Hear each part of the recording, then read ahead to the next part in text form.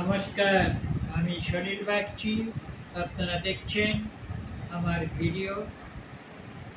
আপনারা আমার ভিডিও দেখুন, শুনুন স্মিথ গাঙ্গুলি প্রোফাইলে এবং আমাকে লাইক দিন, শেয়ার করুন, কমেন্ট করুন, সাবস্ক্রাইব করুন।